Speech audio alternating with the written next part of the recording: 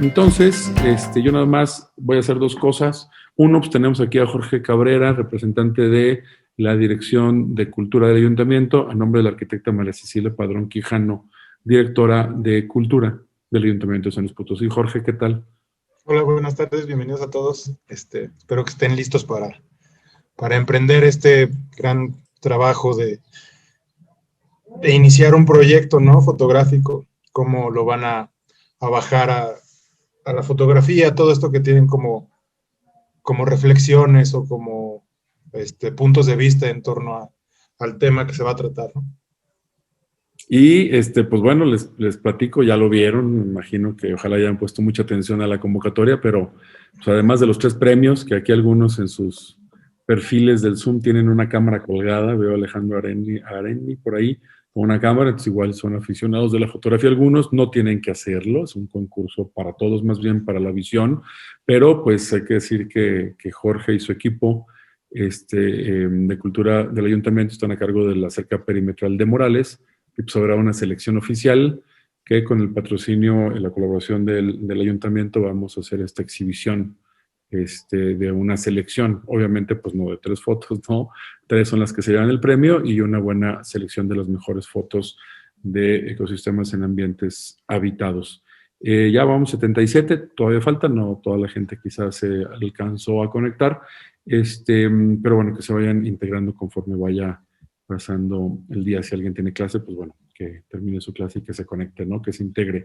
¿Qué más? Bueno, pues gracias. Le mando eso, obviamente. Otra vez, ya hicimos una rueda de prensa para agradecerle y salieron algunas notas en el periódico a Cecilia por el apoyo y, bueno, pues el trabajo que tiene que hacer Jorge como artista, además.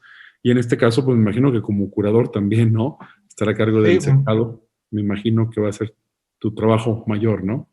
sí, mi trabajo realmente consiste en eso, llevo lo que es la museografía y las exposiciones de la Dirección de Cultura. A mí me toca todo, cómo se va a montar la exposición, qué foto va en qué lugar. No las ponemos como van, sí generamos ahí discursos. Les comento así rápido, es de la galería más visitada de San Luis Potosí. Se estima que tiene unos 10,000 impactos mensuales, más o menos, de vistas. Entonces, una galería que es muy visible, donde su trabajo se va a ver, y que pues echen muchas ganas, ¿no? Para que sean los seleccionados. Si hay 100 aquí, pues 60, pues es un buen 20, 40 menos es un buen número, ¿no? Hay que echarle Claro, ganas. claro, claro. Y saben que lo que dice Jorge, pues no nomás es que vaya mucha gente, pero pueden invitar a quien sea y como no debemos estar haciendo reuniones en lugares cerrados, pues su abuelita puede ir mañana y su vecino pasado mañana, el domingo a las 3 de la tarde o a las 8 de la noche y pues pueden visitar y ver lo que presentaron. Nada más les dicen en qué parte del parque, que es bastante grande, ¿verdad? Y bueno, pues ya Gregorio Leija es quien nos acompaña, Mariana Buendía de Agenda Ambiental y Diana Navarro también de Agenda Ambiental, están aquí con sus cámaras encendidas. Gregorio, les voy a comentar rápidamente, él es licenciado en Geografía y maestro en Ciencias Ambientales de la Universidad Autónoma de San Luis Potosí, como les decía, del programa multidisciplinario en Ciencias Ambientales, y su doctorado es en Biodiversidad y Conservación del Centro de Investigaciones Biológicas de la Universidad Autónoma del Estado de Hidalgo. Bueno, ha hecho diferentes investigaciones del Departamento de Análisis Geográfico Regional, Geografía Física de la Facultad de Filosofía y Letras de la Universidad de Granada, España, y en el Centro de Ciencias Económico-Administrativas del Departamento de Políticas Públicas en la Universidad de Guadalajara. Y actualmente, bueno, es miembro del Sistema Nacional de Investigadores, investigador del Centro de Investigaciones en Geografía Ambiental de la Universidad Nacional Autónoma de México. Es Puma, queridos Pumas, he tenido algunas relaciones de investigación allá en los centros de investigación de la UNAM. Y bueno, pues que bueno, y se me dice que también ahí, justo en donde estás tú, en geografía. Su investigación es principalmente el monitoreo y modelado espacial de procesos de la deforestación, cambio de uso de suelo, paisajes fragmentados. Escuchen bien esto porque es uno de estos temas son de los intereses para el concurso de fotografía, para diseñar acciones en conservación a través de redes de conectividad y paisaje. Imagínense cambio de uso del suelo, ¿no? desmontar, quitar árboles, hacer los cambios necesarios. Bueno, en temas ambientales hay todos unos procesos de gestión para lograrlo y pues para cambiar, imagínense, forestal, agrícola de vivienda y pues eso y lo que conlleva, ¿no? Y bueno, el uso del suelo fragmentado lo podemos pensar tanto en el campo, diferentes usos de suelo muchas veces en México sin planeación, pero lo que nos interesa, como les decía, es en ambientes habitados. Pensemos también en los recursos naturales que podemos ver, la parte de verde, de agua, de roca natural en las ciudades o la parte que no podemos ver gracias al crecimiento de la ciudad. Entonces, pues gracias, Gregorio, por este rato y pues ya los dejo con ustedes, Diana, para que comentes lo que sea necesario. Es el momento de las dudas, si es que hubiera, ¿no? Un énfasis, el único énfasis que les voy a decir, la mejor calidad de fotos, porque si sacamos fotos en que me quepan ahí en el celular o en la cámara con pocos megapíxeles, digamos, no nada más es eso, es la resolución X y Y. Al hacer fotos de 1,30 m, 1,40 m por ahí de largo en la cerca perimetral, pues no podrían ser seleccionadas. Eso les hago mucho énfasis, independientemente de todo el rollo de la técnica, pues porque queremos fotos que al ampliarlas puedan cubrir de una manera correcta y pues de calidad. Solamente los trabajos de calidad suficiente a esa ampliación pueden ser seleccionados, aunque la fotografía sea buena, ¿no? Entonces, pues bueno, creo que ya todos tenemos acceso a cámaras, pues de un precio bastante razonable para tomar fotos de muy buena calidad. O si no tienen tan buena y consiguen, bueno, pues creo que puede ser mejor, ¿no? Eso sí le doy mucho énfasis porque yo soy fotógrafo y no quería dejar la mención sobre la resolución que iban a usar. Jorge, ¿algún comentario así mínimo que puedas dar antes de que Bueno, empiece? sí, sobre ¿cómo se llaman? Las fotografías. En el dado caso que sí muy extremo de que no puedan conseguir una buena cámara, hay programas para fractalizar la imagen en Photoshop.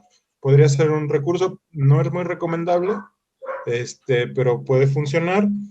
¿Qué más? Pues bienvenidos. Yo estoy muy feliz de que este proyecto se esté llevando a cabo. Pasen a ver la exposición que está ahorita de Endémico contra Global. Es una exposición que creo que está muy ad hoc al tema que está ahorita que se va a tratar. Por ahí pueden ver como diferentes visiones. No es una exposición de fotografía como tal, es una exposición de video, de pintura, de dibujo, pero un poco el tema y esta preocupación sobre el ecosistema, los sistemas, el equilibrio, pues es muy patente en esa exposición que tiene artistas de 14 países, son 57 artistas, y pues visítenla, y pues a lo mejor les puede dar un poco de inspiración el verla.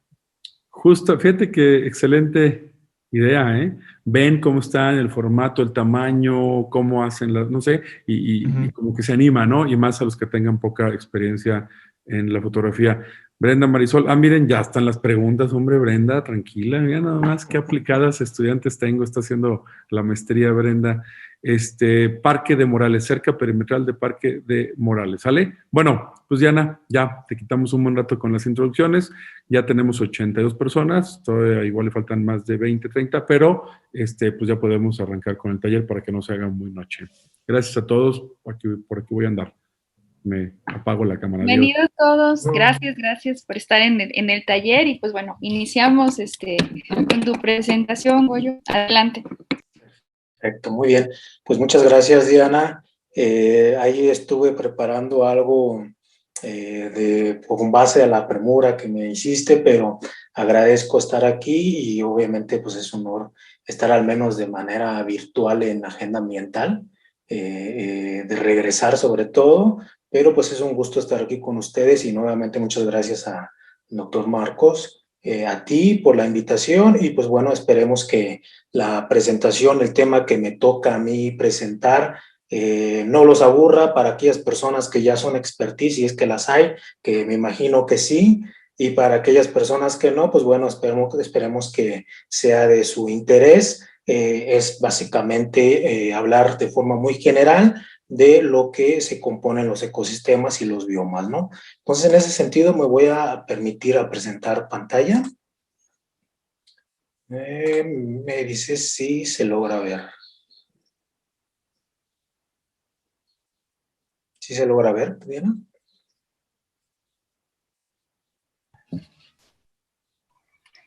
Sí, sí se logra Sí, ver. perfecto. Muy bien, igual, ajá, ampliarla. Súper bien.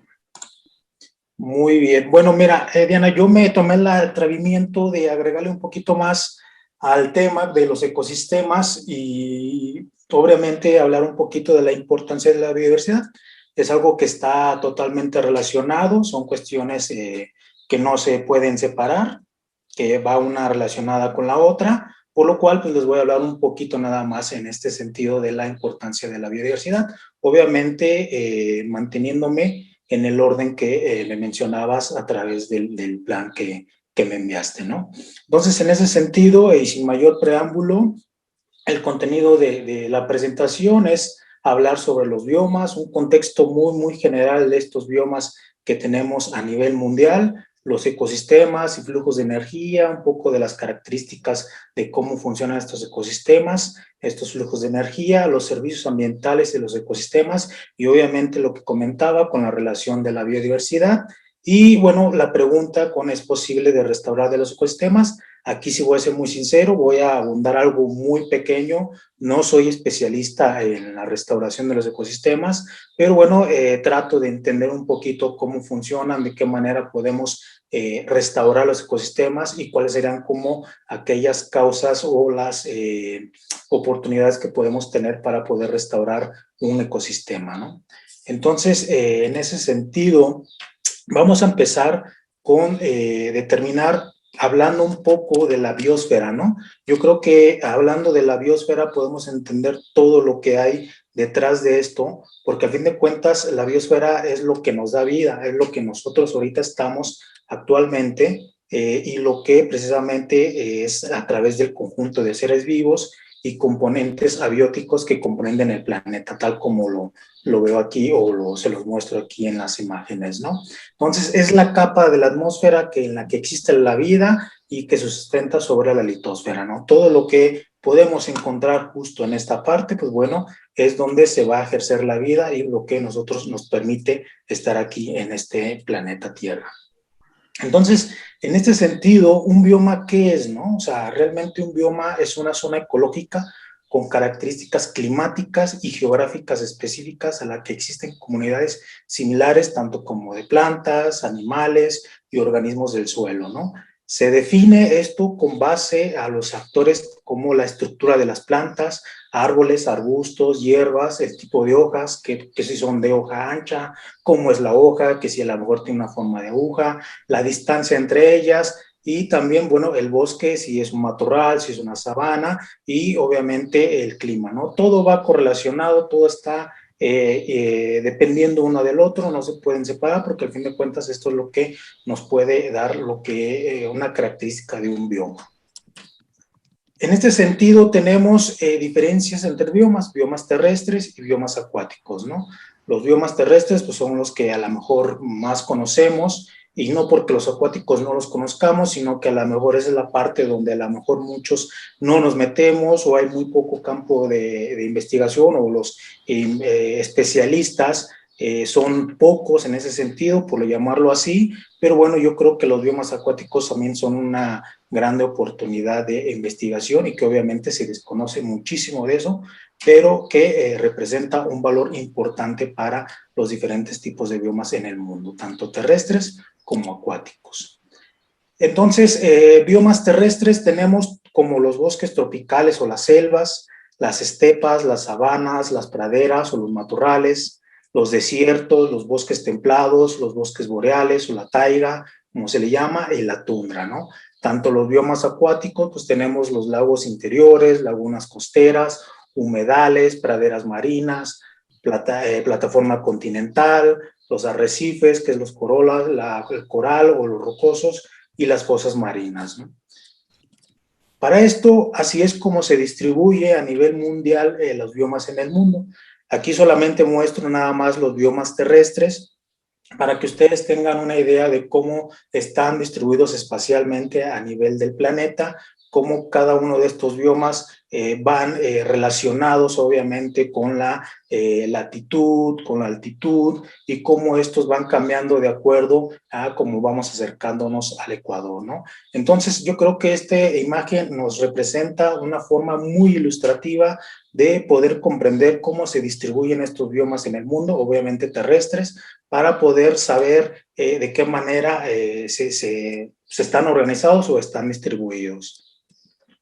Tenemos los bosques o las selvas tropicales. Obviamente la selva tropical o la bosque tropical es uno de los ecosistemas más megadiversos, como que uno de los ecosistemas como más atractivos, en los cuales precisamente también ha tenido un fuerte impacto por el humano, pero bueno, es el ecosistema que podamos decirlo atractivo en otro sentido, y que también cuenta con una 50% de especies vegetales, tanto animal de la tierra, es decir, la biodiversidad que existe en este tipo de bosques es alta, enorme, a comparación de otros, obviamente con sus características de cada tipo de ecosistema, ¿no? Tenemos las estepas, sabanas, praderas o matorrales. Obviamente aquí predominan ya las plantas, las herbáceas, las hierbas, los pastos, las gramíneas, y es así como tenemos en estas imágenes cómo son estos tipos de biomas y cómo son, nosotros los podemos distinguir en este sentido, ¿no? La fauna, obviamente, ya la conocemos, obviamente también va a depender del área en la cual estamos ubicados, porque no siempre es la misma, pero bueno, obviamente todo el mundo luego lo relaciona con la parte de las sabanas africanas, entonces pues vemos precisamente este tipo de animales, este tipo de fauna, que son muy atractivos y obviamente que son también los que tienen mayor riesgo en peligro de extinción. Los desiertos, otro bioma también de suma importancia, obviamente a lo mejor no tan bello o con belleza escénica como otros, pero también con grandes oportunidades de riqueza de especies de endemismo con características individuales y que también aportan un valor importante a la biología, al ecosistema, ansí al funcionamiento del planeta, ¿no? Y obviamente pues tenemos estos tipos de especies como el cactus, como los nopales, como las palmas. Obviamente, reitero, esto va a depender del área en el cual nosotros nos estemos ubicados, ¿no? Y pues bueno, pues tenemos otro tipo de especies de fauna, tanto como reptiles, anfibios o animales de una talla mayor. Los bosques templados, bueno, obviamente pues son bosques templados en la cual, de acuerdo a la FAO, son los bosques como que tienen un menor impacto por el ser humano, son los que han tenido un poco mayor ganancia a través de las coberturas, de las superficies originales, pero bueno, no por eso dejan de ser un ecosistema, un bioma, perdón, que también tiene riesgos en el sentido de que sean deforestados, sean talados, sean impactados por el ser humano, y obviamente pues tenemos el tipo de la flora y la fauna que se ubica en estos bosques templados. Tenemos el bosque boreal o taiga, ya ecosistemas con una latitud mayor, que obviamente ya empieza a tener cambios drásticos tanto en la temperatura, son ecosistemas ya más fríos, y por lo cual pues obviamente la flora y la fauna va a cambiar principalmente porque pues necesita otras características para poder desarrollarse en este tipo de ecosistemas, y ya tenemos principalmente pues lo que es la presencia de nieve, que ya va muy ligada a la parte de la tundra, ¿no? Entonces, y damos paso a la tundra, donde pues se dice que es la parte donde existe la menor posibilidad de vida en estos biomas, pero bueno, pues al fin de cuentas sí la hay, con sus características, con sus individualidades, a lo mejor no tanto como otro tipo de biomas, pero bueno, también es una bioma con alta riqueza, tanto de flora como de fauna, y en el cual también pues, es un bioma poco explorado, ¿no? Y que obviamente lo estamos ya viendo ahora con esta parte de calentamiento global, uno de los principales biomas que han tenido estos cambios drásticos. Tenemos los biomas acuáticos, como les comentaba, pues el agua interior, la laguna costera, el humedal, aquello es parte de los manglares, cuando uno va a aquellas reservas donde existe el manglar, la pradera marina, obviamente todo eso de los arrecifes, cuando uno se pone a bucear. Entonces yo creo que los biomas acuáticos pues, también representan una gran oportunidad y también son importantes para el desarrollo del planeta. En este sentido tenemos los ecosistemas, pero me gustaría partir principalmente desde su concepto, ¿no? El ecosistema en sí pues es prácticamente un sistema complejo en el que interactúan los seres vivos entre sí y el conjunto de factores no vivos que forman el ambiente. Más adelante voy platicando esta parte y que se conforma también a través de la temperatura, las sustancias químicas presentes, el clima, las características geológicas, entre otras. Y existe una definición: un ecosistema es un sistema natural vivo que está formado por un conjunto de organismos vivos como una comunidad, el medio físico donde se desarrollan, que es prácticamente el hábitat, y es una unidad compuesta de organismos interdependientes que comparten en el mismo hábitat. Los ecosistemas suelen formar una serie de cadenas tróficas que muestran la independencia de los organismos dentro del sistema. Es por eso que el ecosistema, como bien lo mencionaba, es un sistema complejo en el cual no nada más es ver seres vivos, ahí habitan, ahí están cómodamente, no, dependen de otras características, de otras cadenas en el cual se pueden, necesitan para sobrevivir y el cual también nosotros dependemos de ellos, ¿no? Y que esto obviamente lo iré platicando en este sentido.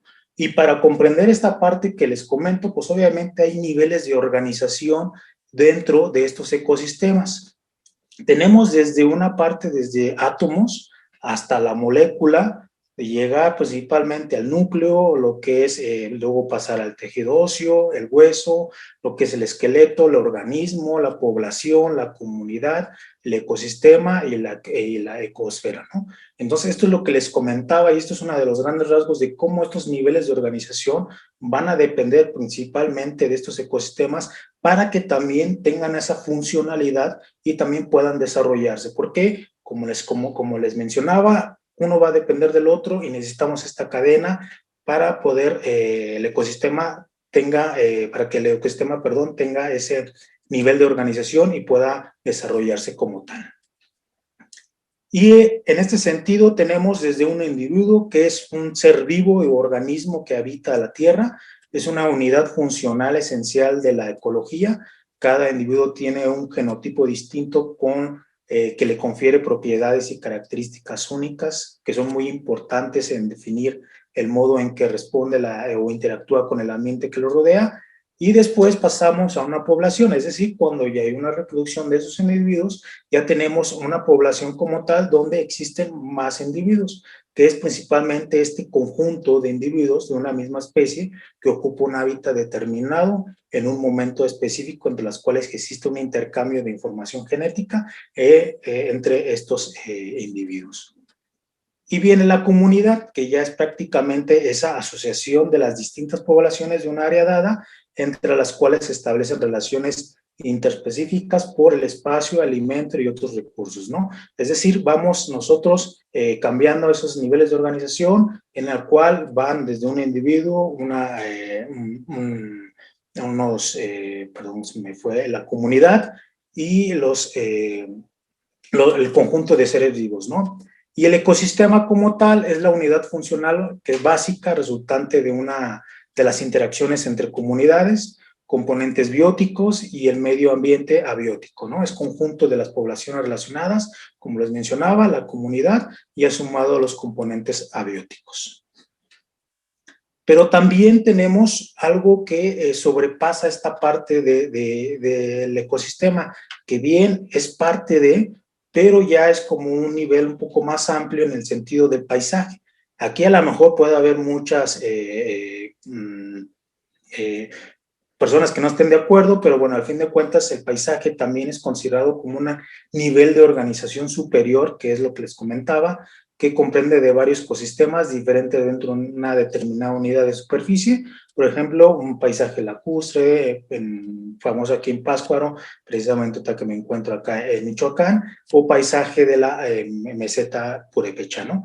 Y ya una región como tal, pues obviamente es un nivel superior al del paisaje y supone una superficie geográfica que agrupa a varios paisajes, por ejemplo, la cuenca de Pátzcuaro, ¿no? Es decir, el nivel de complejidad de cada uno de estos niveles de organización va aumentando de acuerdo a el sitio que uno está estudiando o el sitio en el cual uno está desarrollándose o lo que quiera uno investigar en este sentido para cada tipo de ecosistema.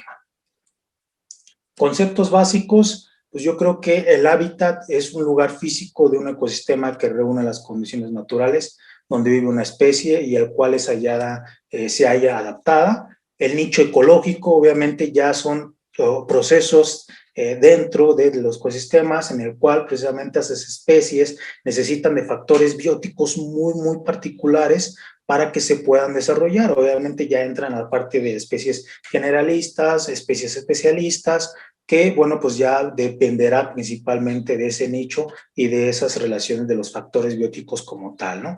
Incluye condiciones físicas, químicas y biológicas para vivir y reproducirse en un ecosistema, ¿no? Y la especie como tal, pues es el conjunto de individuos capaces de reproducirse en condiciones naturales, dando origen de una desencadenada fértil y comparten una información genética entre ellos, ¿no? Es decir, cada vez ya vamos un poco más complejo en este sentido y cómo van precisamente organizando esto parte de los ecosistemas, tanto como sus niveles de organización.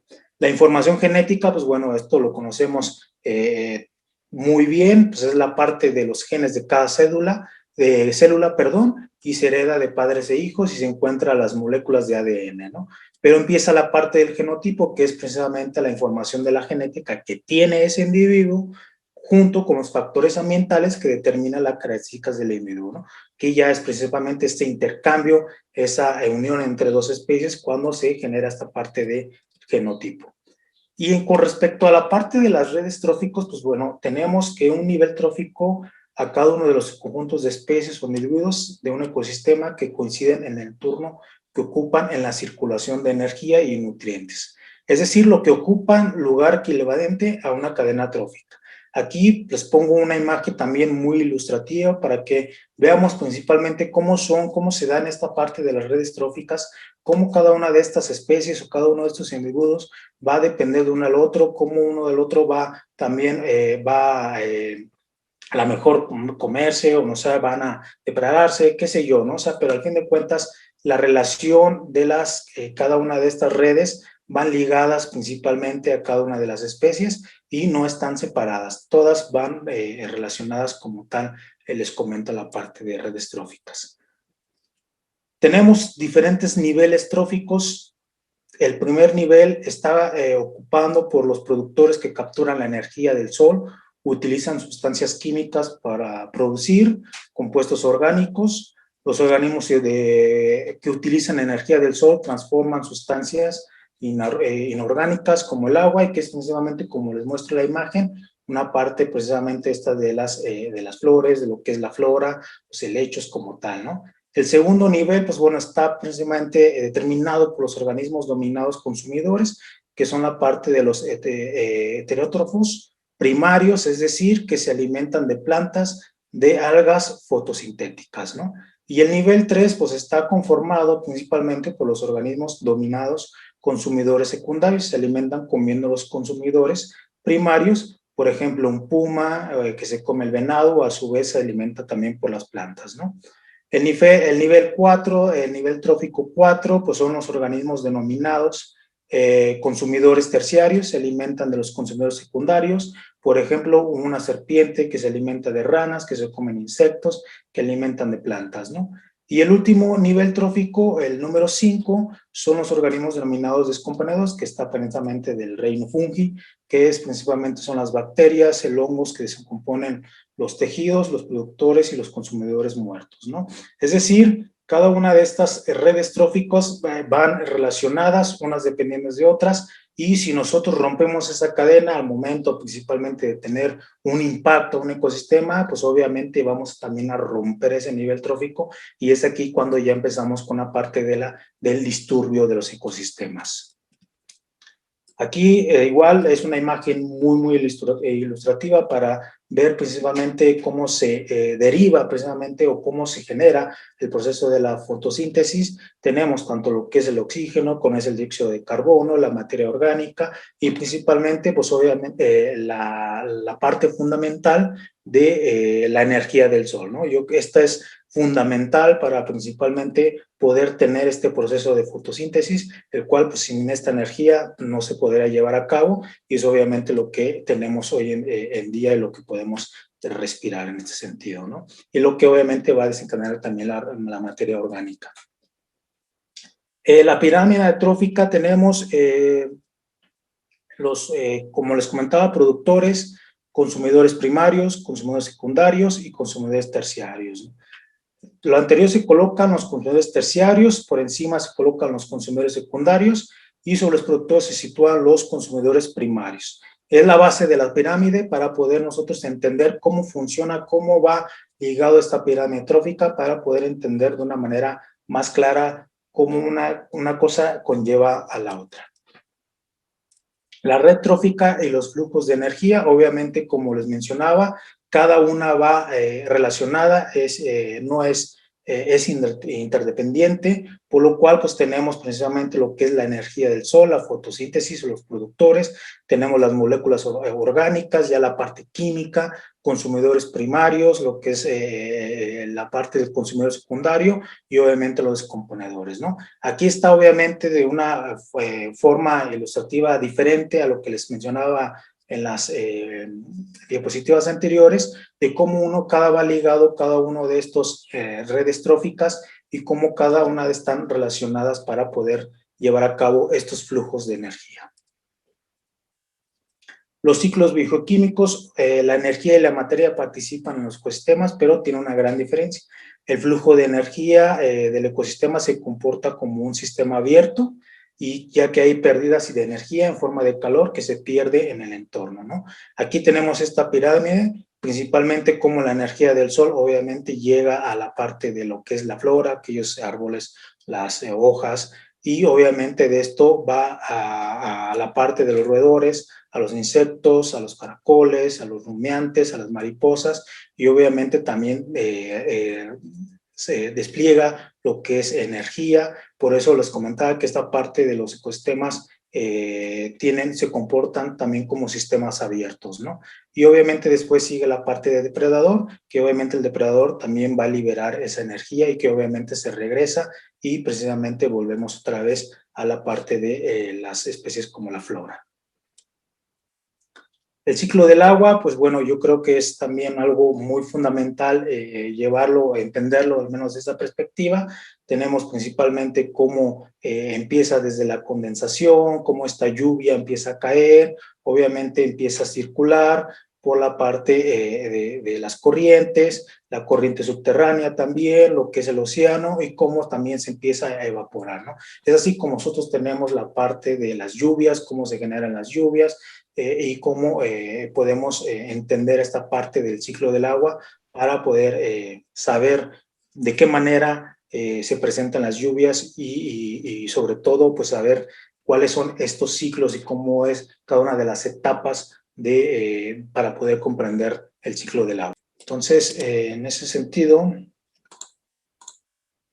el término de biodiversidad pues fue acuñado en 1985, puede a lo mejor diferir para algunos investigadores, para otras personas, pero pues bueno, principalmente fue a través del Foro Nacional sobre la Diversidad Biológica de Estados Unidos y por Edward Wilson, y fue un entomólogo de la Universidad de Harvard, ¿no? Entonces desde ahí esta parte se empieza a acuñar lo que es la parte de la biodiversidad.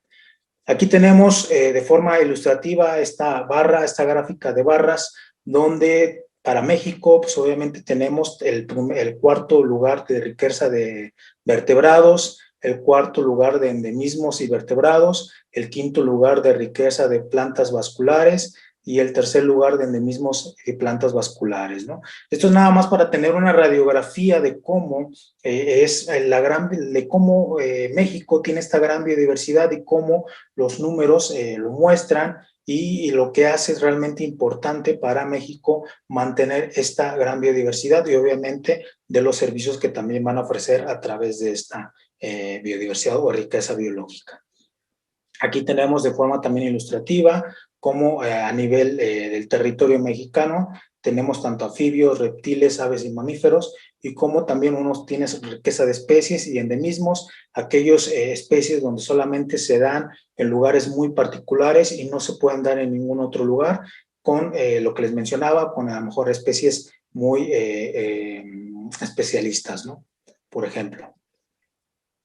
Y bueno, este es el resultado y el producto, como les mencionaba, de lo que tenemos esta gran heterogeneidad, donde tenemos los principales tipos de vegetación a lo largo y ancho del territorio. Es por eso que, como algún momento comentaba un investigador colega, México es metadiverso, te mueves poco o te mueves mucho y ya estás cambiando drásticamente de paisajes conforme te vayas moviendo, ¿no? Es por eso que es producto de la gran biodiversidad México a través de estos tipos de vegetación que tenemos en México, por lo cual pues es obviamente importante tenerlos, conservarlos, cuidarlos y pues obviamente usarlos de una forma razonable o sostenible. Cuanto a los bienes y servicios ambientales, pues tenemos que en México, como todo planeta, la totalidad de las actividades productivas se encuentran sostenidas por los bienes ambientales, servicios de los ecosistemas y de los recursos naturales. Tenemos servicios de soporte, servicios de provisión, servicios de regulación, servicios culturales, obviamente tanto de biodiversidad, ciclos de nutrientes, esta parte de que les mencionaba, que les explicaba, el servicio de provisión, alimento, materias primas, recursos genéticos, recursos medicinales, recursos ornamentales, servicios de regulación, como por ejemplo la regulación del gas, la regulación del clima, prevención de disturbios, regulación del agua, provisión del agua, tratamiento de desechos, y los servicios culturales, aquellos que también obviamente son sumamente importantes porque, pues bueno, es la parte de la cosmovisión, de la riqueza cultural que también emane, porque no nada más es riqueza natural en México, sino también una riqueza cultural que obviamente va a depender una de la otra. La belleza escénica, aquellos lugares donde luego vamos y son padrísimos, pero más de esa belleza escénica, pues haya detrás de todo eso una parte del ecosistema con sus niveles de organización, en el cual pues es necesario también entenderla, la recreación, que obviamente cuando hacemos un ecoturismo, cuando vamos al lugar como turistas, la información cultural y artística, la información espiritual e histórica, que ellos, por ejemplo, se me ocurre el 2 de noviembre, el Día de Muertos en Pátzcuaro, la ciencia y la educación. Obviamente todo está correlacionado y todo te va a depender de cada uno de estos para que los servicios ambientales puedan darse de una forma que al ser humano le pueda servir, pero también de una forma sostenible.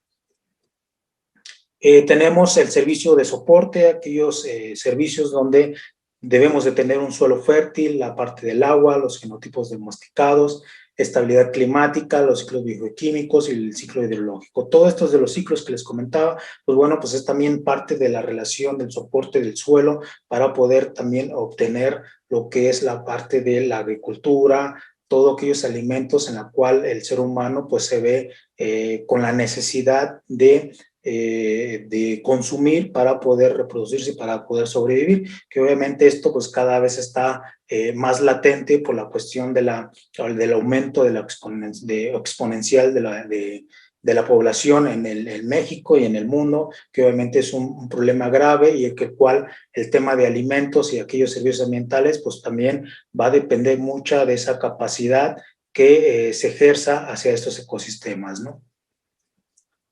En cuanto a los servicios de provisión, pues tenemos, como les decía, el alimento, las materias primas, los combustibles, los minerales, la madera, los recursos ornamentales, el agua, y tal como ustedes lo pueden ver en los mercados o los supermercados o los tianguis, como lo identifiquen, pues todo eso es un producto principalmente de los servicios de los ecosistemas que nos ofrecen y que obviamente entre más cuidemos este tipo de ecosistemas, más vamos a seguir aprovechando este tipo de servicios el cual pues son necesarios para el ser humano.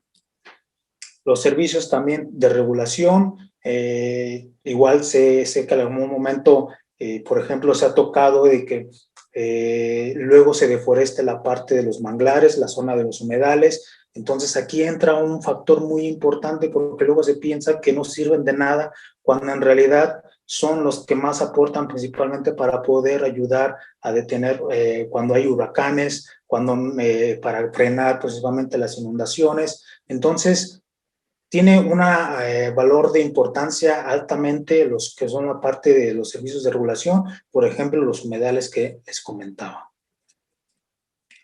Y los servicios culturales, pues como ya les hacía referencia, pues obviamente tanto los de recreación, ecoturismo, y cuando hacemos principalmente esta parte de la relación con las culturas indígenas de diferentes regiones, que obviamente en México pues es de lo que más prevalece, ¿no? Y bueno, pues tenemos el modelo de producción y consumo desde el siglo XIX. Obviamente aquí entra la parte de este consumo, este modelo donde cual pues ya entra a lo mejor modelos de globalización, donde a lo mejor ya son otros factores que si bien a lo mejor ya son externalidades, pero bueno, también va a depender principalmente de cómo van relacionados con los servicios ambientales, porque esto va generado a través de la globalización, como cada vez estamos aumentando y construyendo más lugares para la población a costa de las superficies originales de los ecosistemas naturales, ¿no? Y bueno, pues como les comentaba, enfocado a la satisfacción de necesidades humanas y no a la sostenibilidad del sistema. Entonces, obviamente, entra la parte del desarrollo sostenible, en donde pues el humano cada vez va ejerciendo mayor presión sobre estos ecosistemas. Y actualmente la situación de los bienes y servicios ambientales de los ecosistemas de México es muy mala, en algunos casos pues llega a ser crítica, ¿no?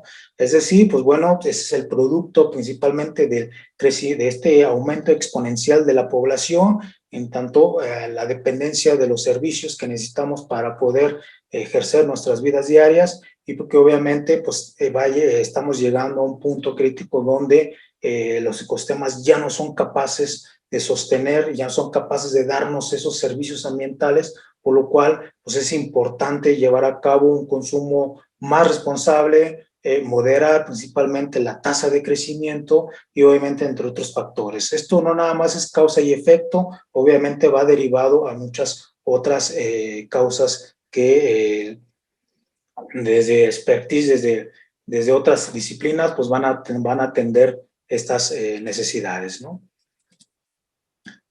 Y obviamente, pues les comentaba, la influencia del ser humano, pues prácticamente todos los ecosistemas del planeta han sido transformados de manera significativa por las actividades humanas. La segunda mitad del siglo XX, los ecosistemas se modificaron a un ritmo mayor que en ningún otro momento de la historia de la humanidad. Cómo vamos nosotros a través del tiempo aumentando o deteriorando, los ecosistemas naturales. Algunos de estos cambios más importantes han sido la transformación de bosques, praderas en terrenos de cultivo, el desvío y el almacenamiento del agua dulce en represas y pérdidas de zonas de manglares y arrecifes de coral, tal como lo mencionaba anteriormente. Perdón. Hoy en día los cambios más rápidos están teniendo lugar en países en vías de desarrollo, aunque los países desarrollados experimentan cambios comparables en el pasado. Sin embargo, la transformación actual pues, ocurre a un ritmo mayor que las anteriores en la era industrial, ¿no? Ahorita, bien lo comentaba un gran investigador, Dirso, estamos en la era del antropoceno, donde pues esta era ya es prácticamente lo que estamos viviendo actualmente, donde estos cambios de inversión climática que acabamos de nosotros presenciar en Estados Unidos, pues bueno, te explica principalmente cómo la influencia del ser humano pues, es corresponsable de lo que estamos teniendo hoy y de las explicaciones, también la parte de las pandemias que estamos viviendo actualmente y que nos obliga a estar bajo esta modalidad, pues precisamente por esa zoonosis que estamos generando al momento de acaparar mayores tierras de los ecosistemas naturales para el beneficio del ser humano. Entonces, todo esto pues es prácticamente, nos da un panorama de cómo estamos viviendo actualmente estas influencias del ser humano y hasta dónde estamos llegando y, bueno, pues a ver hasta dónde llegamos también, que esperemos que no sea así hasta llegar al punto crítico.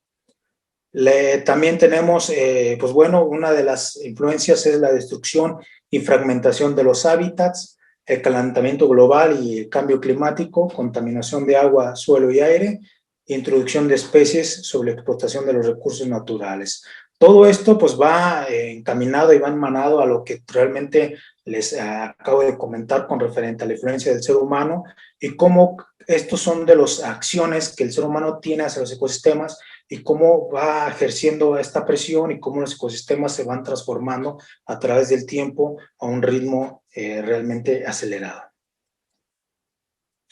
Aquí tenemos un ejemplo nada más de cómo una estimación de pérdida de hábitats de lo que es el tapirus en el siglo XX, cómo su distribución pues obviamente se ha ido mermando a través del tiempo y cómo hasta ahorita, bueno, en el 2000, que es la más reciente, el hábitat de este tapir pues obviamente se va disminuyendo principalmente por la disminución de su cobertura, de su hábitat para poder desarrollarse. Y bueno, pues tenemos las cartas de vegetación del INEGI, que todo el mundo, o al menos muchas de las personas han escuchado sobre estas cartas, obviamente cómo han ido fragmentándose, cómo ha ido deforestándose a través del tiempo para tener también una perspectiva de cómo en la actualidad, que ahorita es la serie 6, la más reciente, se está distribuido espacialmente las coberturas y cómo ha venido transformándose durante a lo largo del tiempo. Y bueno, ya para concluir con referente a la pregunta si es posible restaurar a los ecosistemas, como bien lo comentaba, no soy especialista, pero bueno, entiendo un poco esta cuestión, la necesidad de restaurar por los proyectos enfocados a lo que uno ha venido haciendo y porque obviamente pues ya le toca a las otros expertise, a las otras disciplinas, aportar principalmente a esta parte de los ecosistemas. Sí se puede restaurar sin duda alguna, pero bueno, también es algo complejo, no nada más depende de una sola disciplina, es algo multidisciplinario en el cual pues, deben de interactuar diferentes disciplinas para poder llevar a cabo una restauración ecológica. ¿Pero qué es la restauración o a qué está orientada? Pues es principalmente a la recuperación completa de las funciones, atributos, condiciones, procesos ecológicos, así como la estructura de la comunidad biótica del ecosistema. Es decir, ¿queremos restaurar? Pues bueno, para poder lograr restaurar y para poder llevar a cabo cada una de estas funciones de los ecosistemas, todo lo que les mencioné anteriormente, la presentación, pues es básicamente eso, llegar a cabo otra vez a ejercer, a que se pueda recuperar toda la funcionalidad de los ecosistemas para que podamos tener una restauración óptima. La restauración, pues generalmente se hace con especies nativas, locales, que están adaptadas a las condiciones del medio ambiente, y aquí esto es algo como muy chistoso porque luego a veces se quiere o se tiene muchísima intención de restaurar y lo hacen a lo mejor de buena fe, pero aquí el problema es que son especies, se debe de ser con especies nativas, no son, debe de ser con especies de otro tipo de ecosistema, de otra región, de otro lugar, qué sé yo, para que se pueda, para que pueda lograr la restauración como tal. Por eso entonces reforestar y restaurar no es lo mismo. Luego a veces existen estas campañas de reforestar que se piensa que están restaurando cuando en realidad no es así. Entonces reforestar radica principalmente en la primera acción, generalmente se realiza con especies de alto valor económico y de rápido crecimiento y generalmente exóticas, ¿no? Que es la parte de reforestar, que es luego a veces cuando confundimos y hacemos las cosas mal para cuando queremos o cuando estamos diciendo que estamos restaurando un ecosistema. Esto es totalmente erróneo. Y restaurar pues va mucho más allá que plantar árboles. Es un proceso que debe ser cuidadosamente planeado, ejecutado y monitoreado. Es lo que les comentaba. Ya entra la parte de otros, la opinión de otros expertise, el cual pues deben valorar principalmente el terreno, deben de conocer qué tipo de especies se dan en ese terreno, cuáles son las características individuales de cuál es el tipo de clima, cuál es el tipo de suelo, es decir, van interrelacionados y obviamente pues, no es cosa sencilla, no es cosa fácil, porque el valor económico también es alto para poder llevar a cabo una restauración. El tiempo que se lleve a cabo también para restaurar no nada más, no es sencillo, no es planta y ahí déjalo, es como bien lo comentaban, monitoreo, una cuestión de planeación. Y bueno, pues de acuerdo a Hobbs y Norton, hay 5 fases. Otros especialistas en esta área podrán decir que son más o me estoy brincando una, otra, qué sé yo, pero bueno, al menos me quedo con esta parte de las fases de Hobbs y Norton. La primera fase consiste en un diagnóstico, debe hacerse un diagnóstico ecológico que permita determinar las causas y los procesos que han causado la degradación del ecosistema. Necesitamos saber qué pasó en ese ecosistema, cuál fue el problema, el disturbio como tal. La segunda, pues define los objetivos para restablecer los procesos ecológicos que permita recuperar la resiliencia del ecosistema, esa capacidad del ecosistema para que se pueda regenerar bajo las especies que se dan que fueron quitadas o que fueron deforestadas. La tercera fase, pues, es en desarrollar la estrategia de actuación para obtener los objetivos. Y la cuarta consiste en poner prácticas de estrategias de acción sobre el terreno y finalmente una evaluación donde se monitoree el ecosistema para ver cómo va evolucionando la restauración y valorar la efectividad de las intervenciones y la metodología utilizada. Probablemente Diana les va a dar un panorama mayor sobre esta parte de la restauración. Aquí solamente menciono algunas perspectivas muy generales de cómo la restauración pues es realmente importante, pero así de importante también debemos ser claros de que no es cualquier cosa, no es reforestar, son 2 cosas distintas. Y me di a la tarea, nada más ya con esto cierro, de mostrarles un estudio que está por publicarse, precisamente que hice actualmente en el postdoctorado, y contestando un poco a la pregunta de que sí se pueden restaurar. Una de ellas es la herramienta de la conectividad del paisaje, pero aquí lo que les quiero mostrar o el objetivo de este artículo es principalmente que ustedes vean cómo este análisis que hicimos del 2000 al 2018 para América Latina, bajo el enfoque de conectividad del paisaje, que permite obviamente mantener la biodiversidad de los ecosistemas y que puedan restaurarse, existen trabajos muy pocos de conectividad enfocado a la planificación de la restauración, que es esta parte de la franja de la barra que les menciono, ¿no? Entonces, a lo largo de las publicaciones solamente son 78 publicaciones de las cuales logramos identificar para América Latina, por lo cual pues te dimensiona cómo la conectividad ha tenido trabajos fundamentales, pero todavía falta mucho trabajo por hacer para poder lograr la restauración de los ecosistemas. Y aquí vean pues, precisamente la parte de que les menciono, son los países que identificamos en la cual la conectividad bajo la planeación y restauración ecológica se distribuye en estos países. Obviamente va a apuntalar lo que es el país de Brasil con 31 trabajos, otros ya van mezclados con otro tipo de métodos, pero en sí a lo que quise yo mostrar o el objetivo de todo esto es que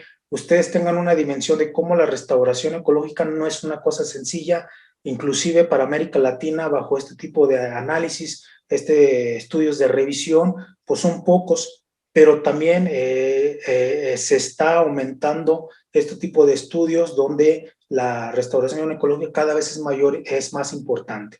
Una de las conclusiones que obteníamos en este artículo, pues obviamente va enfocado también a una cuestión sociocultural de las regiones. No podemos restaurar en cualquier región, debemos también conocer la cuestión sociocultural y eso es un tema muy, muy, muy complejo porque pues si no podemos a lo mejor hasta cierto punto entender los ecosistemas, cómo funcionan, pues ahora principalmente plasmar la parte cultural de una región, de un lugar, cómo es que aprovechan sus recursos, pues yo creo que también es una parte elemental de comprender para poder llevar a cabo una restauración eficaz y óptima a lo largo de los territorios que se decida realizar. Entonces, esto es a grandes rasgos, nada más les quería mostrar un ejemplo de cómo esta parte de la restauración ecológica va lenta, pero bueno, se ha trabajado, hay buenos trabajos y hay buenas acciones para poder llevar a cabo la restauración de los ecosistemas, más por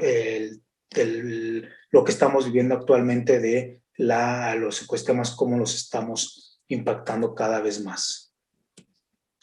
Y bueno, aquí les presento un mapa de cómo están distribuidos cada uno de estos elementos, y bueno, pues la parte naranja vemos que son los trabajos que se han hecho con un enfoque de restauración de ecológica por cada país. Esto nada más es a grandes rasgos lo que les quería mostrar.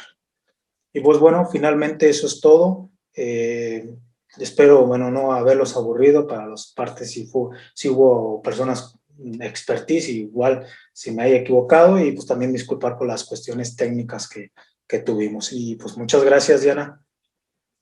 Muchas gracias a ti. Por aquí estuvo padrísimo, la verdad me gustó muchísimo la presentación, y hay varias preguntas por aquí. Nos pregunta Marta Daniela Colunga, ¿cómo es el servicio de regulación del clima? Y la segunda pregunta es de Jimena Cervantes y dice, ¿qué tanto afecta una reforestación inmediatamente después de un incendio? O más bien restauración.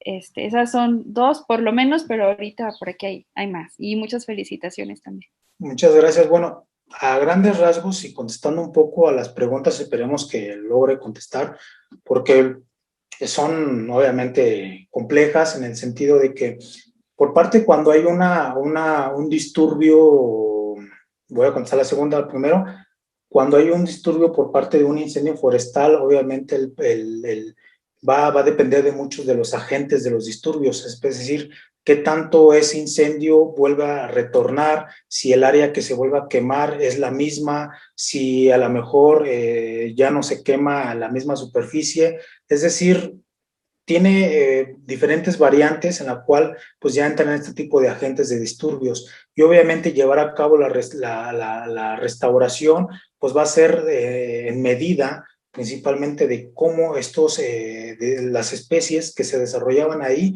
y también de la heterogeneidad de la región o del lugar, ¿no? Entonces yo creo que aquí ya va más enfocada una cuestión tanto para las personas expertise en estos temas, los cuales pues ellos tratarán de a lo mejor de entender un poco más o de explicar más esta cuestión de cuáles serían como esas variantes para poder llevar a cabo una restauración bajo la premisa de los incendios, ¿no?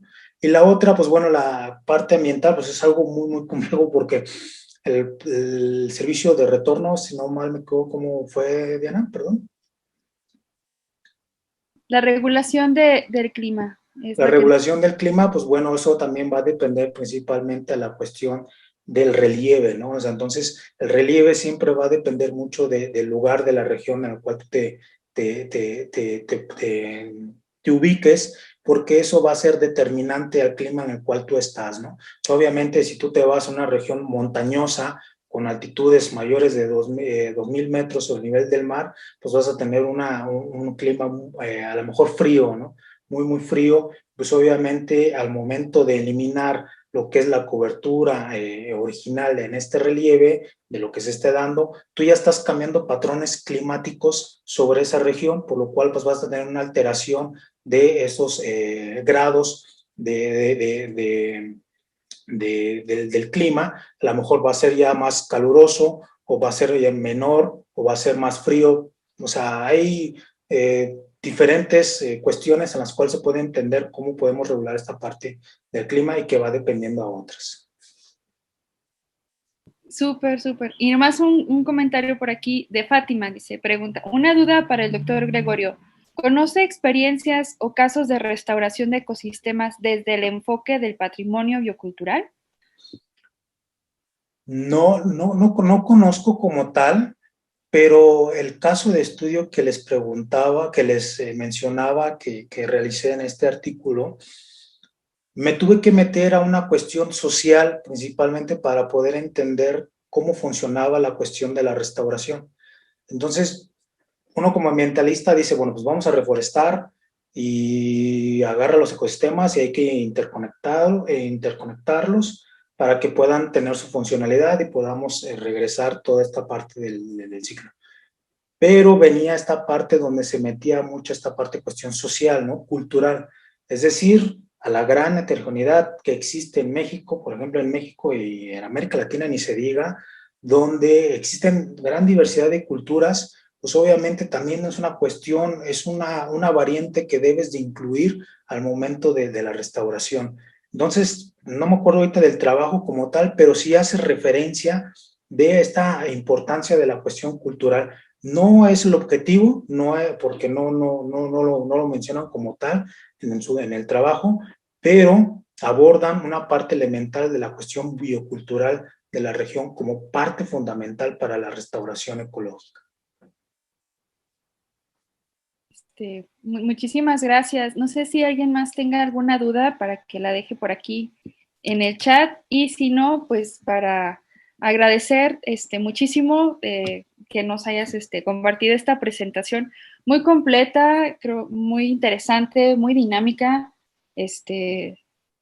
Nos gustó muchísimo. Muchas gracias por darte el tiempo y compartir con nosotros. Muchas gracias a ti, Diana, por la invitación, al doctor Marcos, a Agenda Ambiental, y pues bueno, espero que haya sido el propósito, se haya cumplido el propósito de la presentación, y pues bueno, es un honor estar aquí con ustedes, y pues y también desearles mucha éxito y suerte a las personas en el concurso.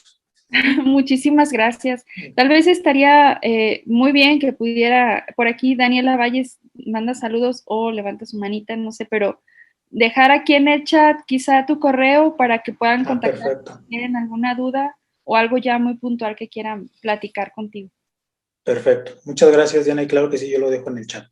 De acuerdo, muchísimas gracias. Gracias a todos. Y ahora seguimos con la siguiente parte de este taller.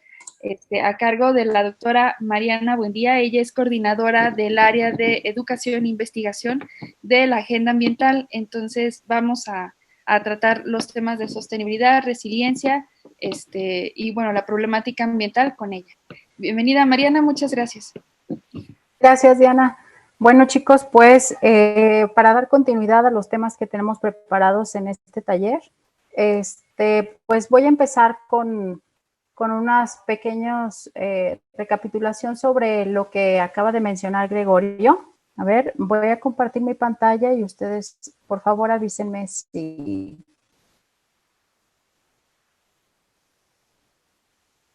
no hay problemas.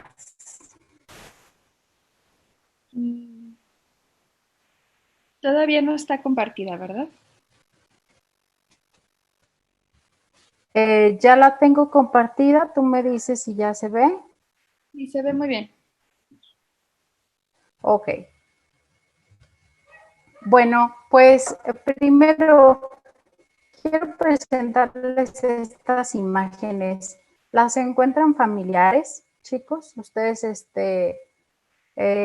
estoy segura que en algún momento se las han topado en alguna búsqueda, en alguna revista, en programas y también en anuncios espectaculares, en los libros, en muchos lados. Esto nos habla de varias problemáticas, como ya lo mencionó Gregorio. Nos habla de las fluctuaciones en las temperaturas, nos habla de la falta de agua, nos habla también de la deforestación, de la contaminación atmosférica, de la contaminación del agua. Nos habla de muchas cosas que pareciera que ya se han hecho normales en nuestro entorno cotidiano, que ya estamos acostumbradas a ellas y que pues de algún modo pasan un poco desapercibidas. Bueno, pues todas estas problemáticas efectivamente son problemáticas que nos aquejan No son recientes. Ya tenemos tiempo con este tipo de problemáticas, luchando contra ellas, proponiendo estrategias, proponiendo alternativas, pero ¿qué resultados hemos tenido? Me gustaría pasarles un videito. Por favor, Diana, avísame si se ve y se escucha bien.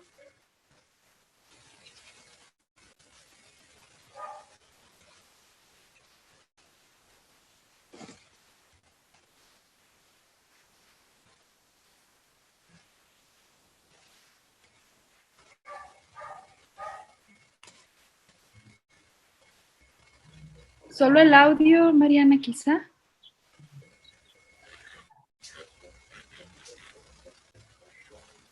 ¿No se escucha? Maru, ¿me puedes ayudar para ver cómo le puedo hacer para que se escuche? Sí, cuando compartas, Mariana, abajo hay una leyenda que dice compartir audio de computadora y hay que seleccionarlo. Ok, entonces dejo de compartir y vuelvo a compartirlo para que ya se escuche. A ver, compartir audio de la computadora. Así es. Ok. Lo voy a regresar. Listo.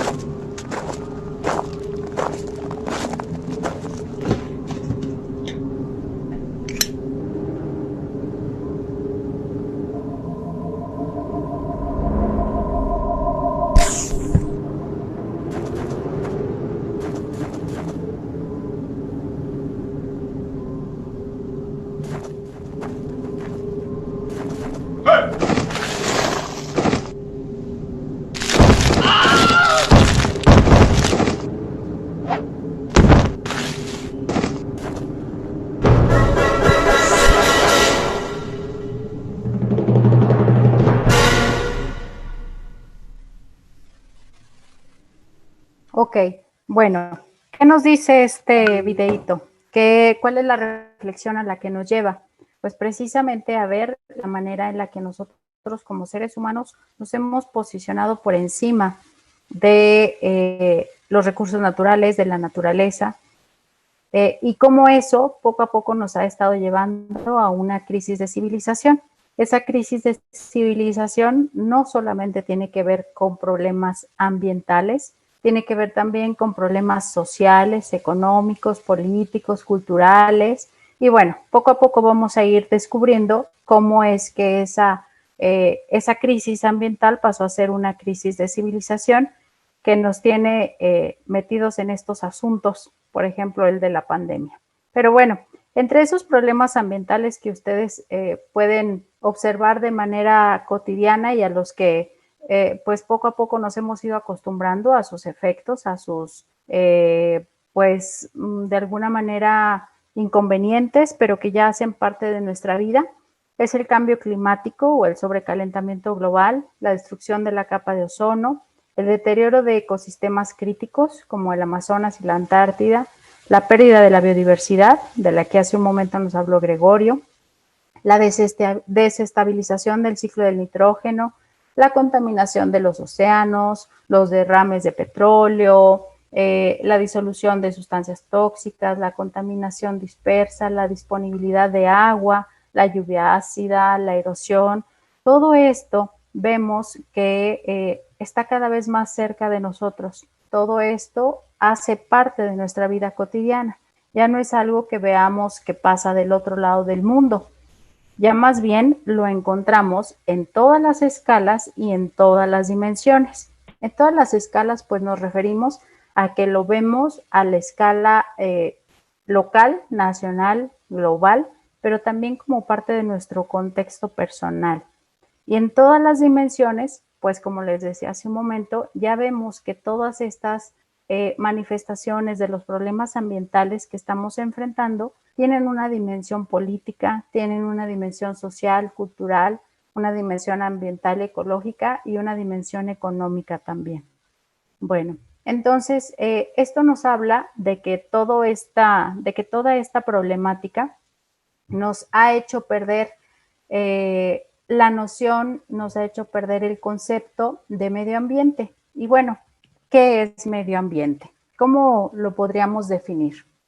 Pues medio ambiente es un sistema complejo, formado por elementos naturales, pero también por elementos artificiales, que están interrelacionados y que son modificados por la acción humana. Se trata del entorno que condiciona la forma de vida de la sociedad y que incluye valores naturales, sociales y culturales que existen en un lugar y momento determinado.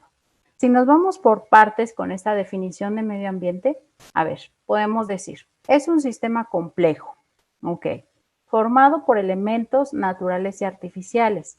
Eso quiere decir que no solamente estamos hablando de recursos naturales como los animales o las plantas, sino que también está conformado por elementos artificiales, que ya está ahí puesta la mano del hombre. Está formada por elementos que nosotros hemos construido, ya no solamente es la parte natural. Pero aquí hay otra palabrita que cabe resaltar y es que están interrelacionados. Interrelacionados porque todos estos elementos de este sistema complejo interactúan, se relacionan, se articulan. Unos son causa y consecuencia de los otros, ¿sí? Entonces, bueno, son modificados por la acción humana definitivamente. Cada vez vemos con mayor frecuencia y más cerca de nosotros que un entorno natural se convierte poco a poco en un entorno humano. Y bueno, pues ahí se siguen dando relaciones entre todo aquello que lo conforma. Está condicionado por la forma de la sociedad e incluye valores sociales y culturales. Pues definitivamente la forma en la que funcionamos como sociedad, la cultura, las tradiciones, la forma en la que nos comportamos y en la que nos relacionamos, definitivamente condiciona a este sistema complejo que existe en un lugar y momento determinado. Entonces, tomen en cuenta estas palabras que ahorita las vamos a retomar. ¿Por qué hablamos de sistemas entonces cuando estamos hablando de medio ambiente? Pues resulta que la complejidad es el estudio de los fenómenos que emergen de una colección de elementos que interactúan. Ya habíamos dicho que el medio ambiente pues es un sistema y es un sistema complejo. Aquí están los niveles de organización biológica de los seres vivos, como se los mencionó Gregorio en sus cadenas tróficas. Efectivamente, en esos sistemas, en esos ecosistemas, encontramos una relación muy estrecha entre todos los elementos que la conforman. Una relación que define el papel que juega cada uno de estos elementos y que cualquier alteración que sucede en ellos va a verse reflejada en todos los elementos que conforman el sistema. Bueno, ¿y por qué hablamos de que algo es complejo? El uso del término complejo a menudo se confunde con el término complicado, ¿sí? Pero no es lo mismo. Complejo es lo opuesto a independiente. Complicado es lo contrario de simple, ¿sí? Entonces, cuando estamos hablando de algo complejo, estamos hablando de algo que tiene muchísimas relaciones que están articuladas para darle forma a un sistema, que todas esas relaciones definen la forma o la manera en la que ese sistema funciona, ¿sí? Esto hay que tenerlo muy claro.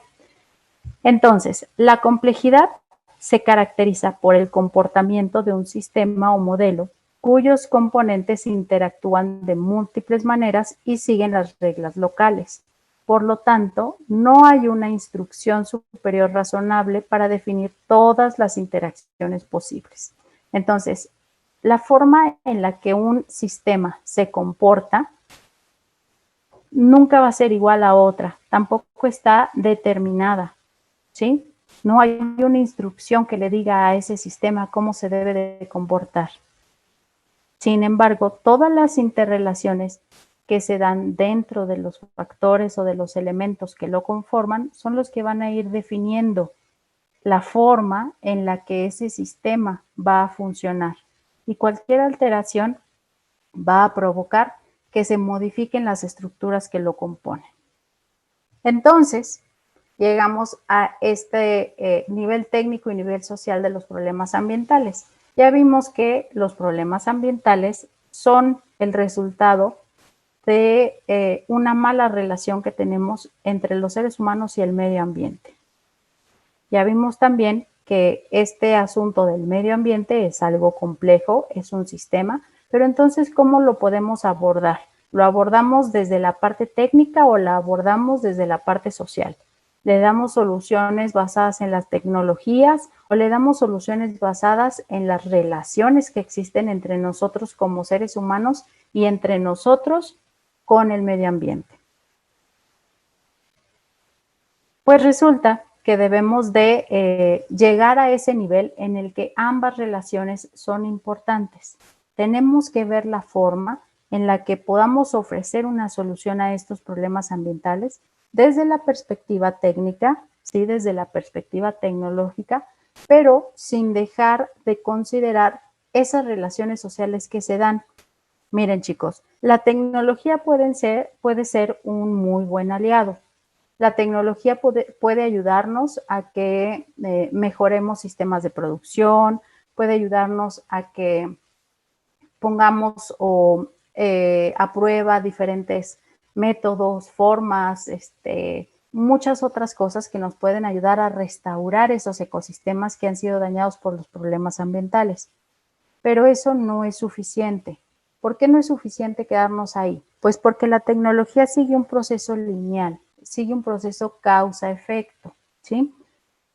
Pero si estamos hablando de que los problemas se dan en un entorno en el que todo es un sistema complejo, pues entonces nos haría falta tomar en cuenta la parte de las relaciones sociales, la parte en la que intervienen nuestros comportamientos, nuestras actitudes, nuestras costumbres, nuestras tradiciones, la forma en la que nos estructuramos en grupos, en comunidad. Y si eso no lo tomamos en cuenta, pues difícilmente vamos a tener una solución de largo plazo.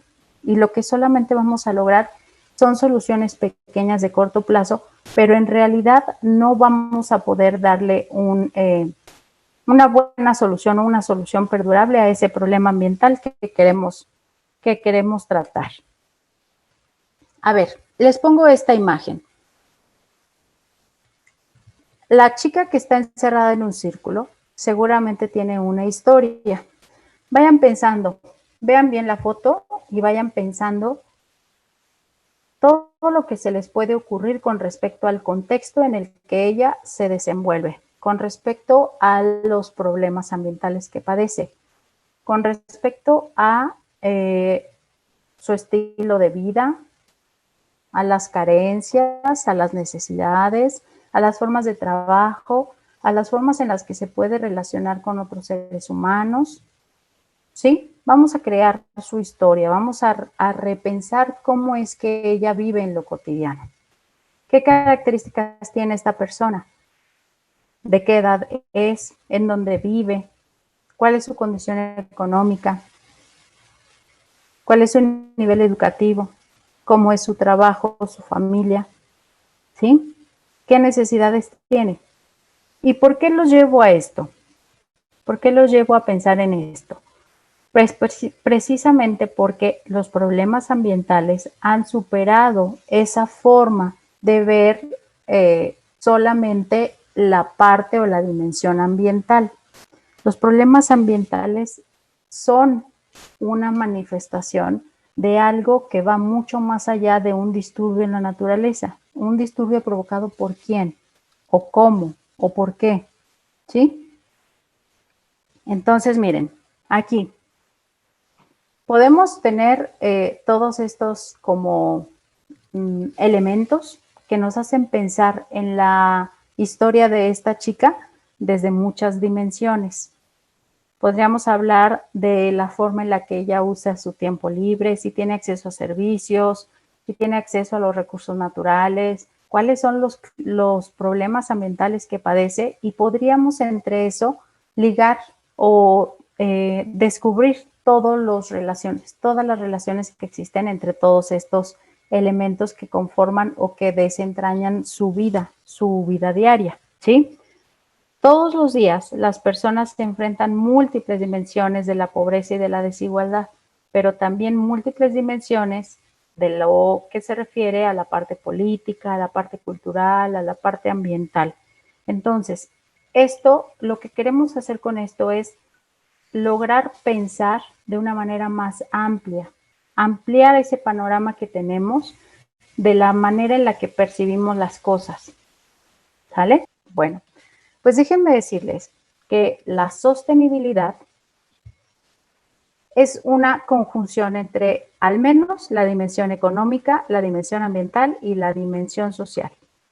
Puede haber muchas más dimensiones, como en este otro dibujito, en el que también incluimos a la política, a la sociedad y a la cultura, pero mínimamente debe de considerar estas tres dimensiones. Entonces, cuando estamos hablando de desarrollo sostenible, estaríamos hablando, según la definición formal que salió en 1986 en un informe que se llamó el Informe Brundtland, estaríamos diciendo que es aquel que permite satisfacer las necesidades actuales sin comprometer la capacidad de las futuras generaciones para satisfacer las suyas.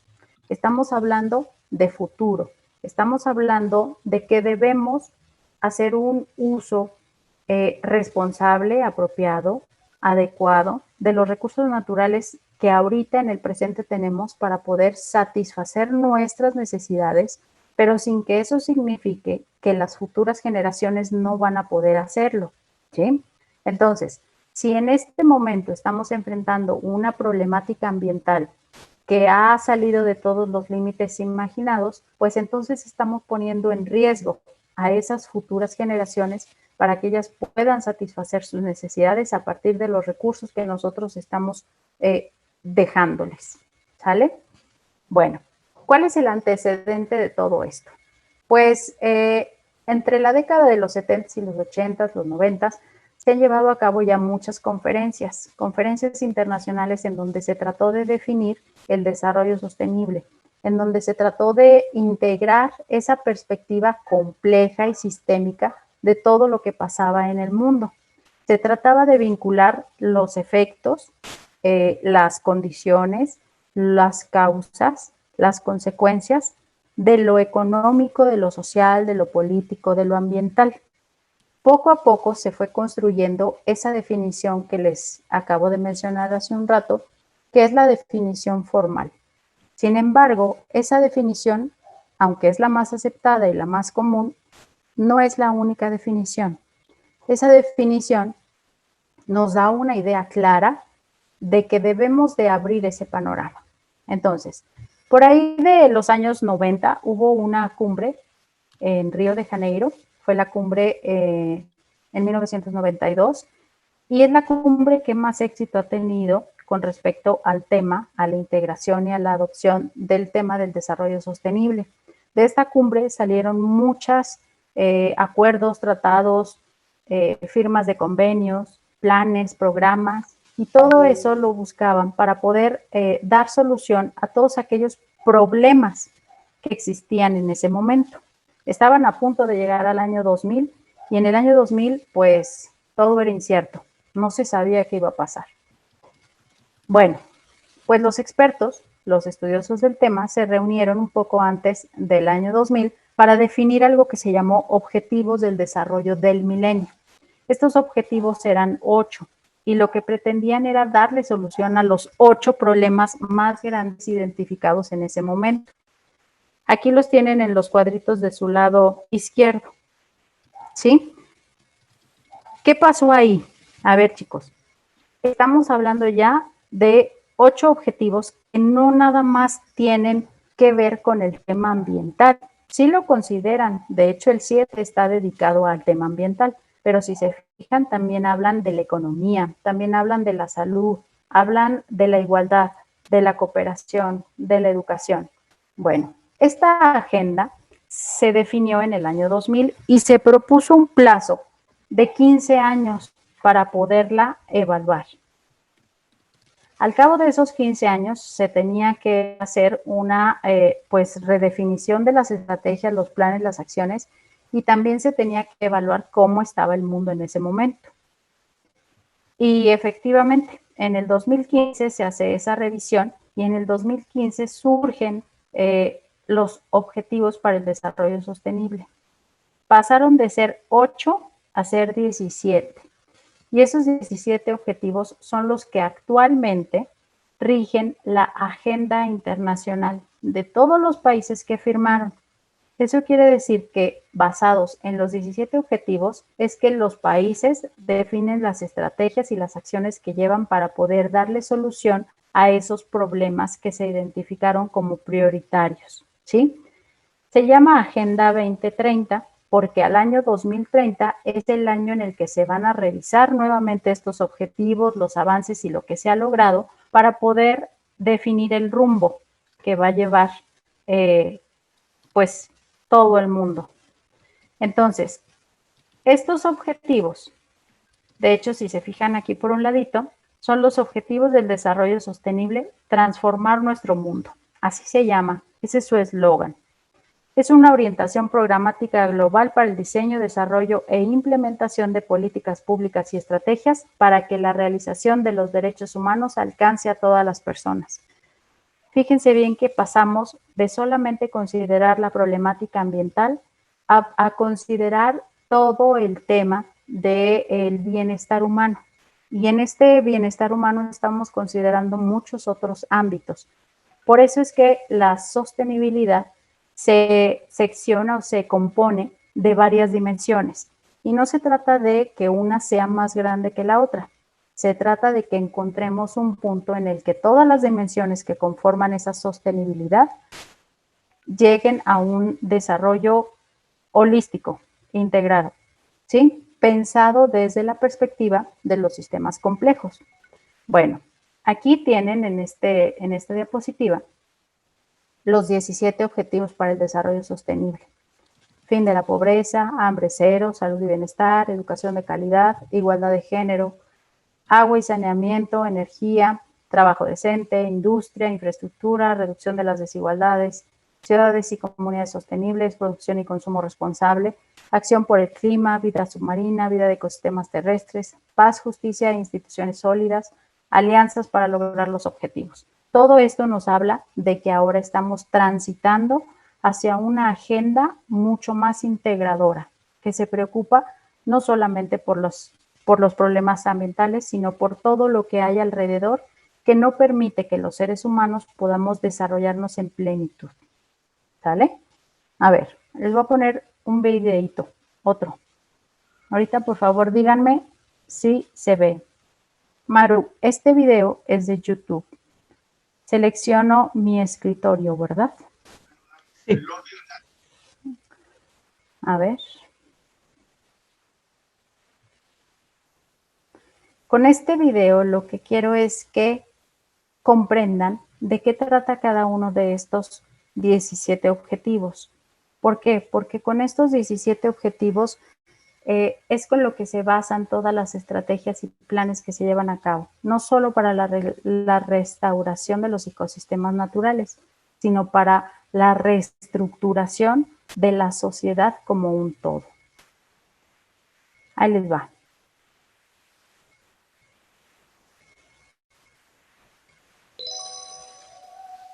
Bonito, ¿verdad? ¿Y si echamos un vistazo? ¿Se ve y se escucha? Sí se ve y se escucha, Mariana. Perfecto, va. Más de cerca. Parece que esto no tiene buena pinta. Miles de millones de personas viven en la pobreza. La mitad de la población mundial sigue teniendo menos derechos y posibilidades solo por el hecho de ser mujer. Aún no están asegurados todos los derechos humanos para todas las personas. Siguen aumentando las desigualdades entre personas ricas y pobres entre unos países y otros. Sufrimos altos índices de contaminación y pérdida de biodiversidad. Tenemos un modelo de vida que no respeta los límites biofísicos del planeta. En septiembre de 2015, conscientes de esta realidad, los líderes mundiales adoptaron en el seno de Naciones Unidas un acuerdo, la Agenda 2030 y los Objetivos de Desarrollo Sostenible. Se trata de un acuerdo internacional sin precedentes, con vigencia hasta el año 2030, y que reconoce la importancia de abordar a la vez la lucha contra la pobreza, el cuidado del planeta y la disminución de las desigualdades. Pero, ¿cuáles son sus contenidos? 5 elementos fundamentales. Personas. No dejar a nadie atrás. Dignidad e igualdad de todas las personas en un medio ambiente saludable. Planeta. Colocar la protección del planeta en el centro. Prosperidad. Transformar las economías para disfrutar de una vida próspera y plena en armonía con la naturaleza. Paz. Propiciar sociedades pacíficas. Alianzas. Crear una alianza mundial entre los diferentes actores. Y para conseguirlo se proponen los ODS, los Objetivos de Desarrollo Sostenible, que son los siguientes. 1. Fin de la pobreza. Poner fin a la pobreza en todas sus formas y en todo el mundo. 2. Hambre cero. Poner fin al hambre. Lograr la seguridad alimentaria y la mejora de la nutrición y promover la agricultura sostenible. 3. Buena salud. Garantizar una vida sana y promover el bienestar de todas las personas a todas las edades. 4. Educación de calidad. Garantizar una educación inclusiva y equitativa de calidad y promover oportunidades de aprendizaje permanente. 5. Igualdad de género. Lograr la igualdad de género y empoderar a todas las mujeres y niñas. 6. Agua potable y saneamiento. Garantizar la disponibilidad y la gestión sostenible del agua y el saneamiento. 7. Energías sostenibles. Garantizar el acceso a una energía asequible, fiable, sostenible y moderna. 8. Empleo y crecimiento económico. Promover el crecimiento económico, el empleo pleno y productivo y el trabajo decente. 9. Innovación e infraestructuras. Construir infraestructuras resilientes, promover la industrialización inclusiva y sostenible y fomentar la innovación. 10. Reducción de las desigualdades. Reducir la desigualdad en los países y entre ellos. 11. Ciudades y comunidades sostenibles. Lograr que las ciudades y los asentamientos humanos sean inclusivos, seguros, resilientes y sostenibles. 12. Consumo y producción sostenibles. Garantizar modalidades de consumo y producción sostenibles. 13. Acción por el clima. Adoptar medidas urgentes para combatir el cambio climático y sus efectos. 14. Vida submarina. Conservar y utilizar sosteniblemente los océanos, los mares y los recursos marinos para el desarrollo sostenible. 15. Flora y fauna terrestres. Proteger, restablecer y promover el uso sostenible de los bosques y los ecosistemas terrestres. Luchar contra la desertificación. Detener e invertir la degradación de las tierras y la pérdida de biodiversidad. 16. Paz y justicia. Promover sociedades pacíficas e inclusivas, facilitar el acceso a la justicia para todas las personas y construir a todos los niveles instituciones eficaces e inclusivas que rindan cuentas. 17. Alianza para el logro de los objetivos. Fortalecer los medios de implementación y revitalizar la Alianza Mundial para el Desarrollo Sostenible. Cada uno de estos objetivos se detalla en metas e indicadores, que nos irán mostrando si avanzamos en el camino marcado.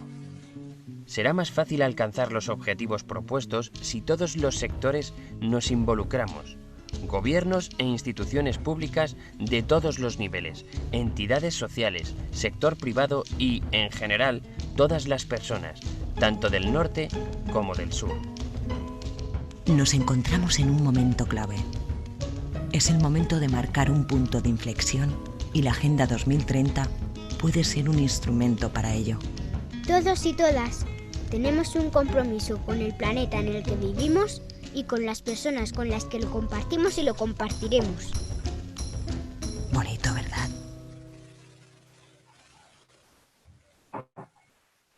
Bueno, pues efectivamente estamos en ese punto de inflexión en el que podemos hacer algo para dar solución a estos 17 problemas identificados, ¿no? Para poder plantearnos cuáles son las estrategias que debemos de seguir para poder enderezar el camino y retomar uno nuevo y un poco mejor. Bueno, ¿de dónde partimos? Pues partimos de que en este momento este es la población mundial, ¿sí? ¿Y hacia dónde queremos llegar? El eslogan o el lema de los Objetivos para el Desarrollo Sostenible de la Agenda 2030 es no dejar a nadie atrás. Por eso es que agrupa todos los propósitos de los 17 objetivos en estos 5 ámbitos, en las personas, el planeta, la prosperidad, la paz y las alianzas. Todo esto para buscar esa forma o ese ideal que es la sustentabilidad y que es el lugar al que queremos llegar. Bueno, y entonces aquí yo les pregunto, ¿será posible alcanzar la sustentabilidad tal y como está planteado en estos 17 objetivos? Cada uno de ellos tiene muchísimos indicadores, tiene metas y al 2030, pues 9 años después del día de hoy, vamos a hacer una revaloración y vamos a poder saber si alcanzamos esa meta o no. ¿Ustedes qué se imaginan?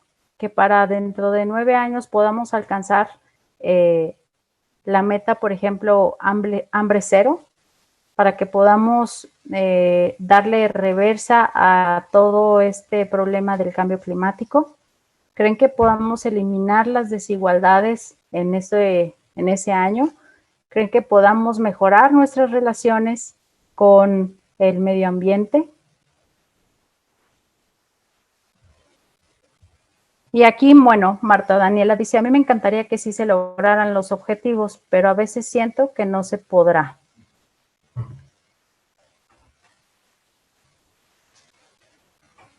Y estoy segura que muchos de ustedes también se lo están preguntando. Es un momento precisamente que pretende que se hagan esas preguntas, que pretende que ustedes reflexionen sobre si con lo que estamos haciendo ahora, si con el actual estilo de vida podríamos llegar a lograr eso, ¿sí? Aquí en el chat veo, están muy activos, eso me parece muy bien. Y dice, sí se podría, pero requiere el compromiso de muchas cosas. Ariadna dice, yo creo que podemos disminuirlo, pero por la pandemia siento que se necesitará aún más tiempo para lograr un equilibrio. Shania, yo digo que sí, pero ya dependerá de todos aportar, ya que no depende de una sola persona, sino de todos. Y Elisa dice, me parece utópico, con una carita muy triste al lado. Adriana Robledo, desafortunadamente no creo que en 9 años lo logremos.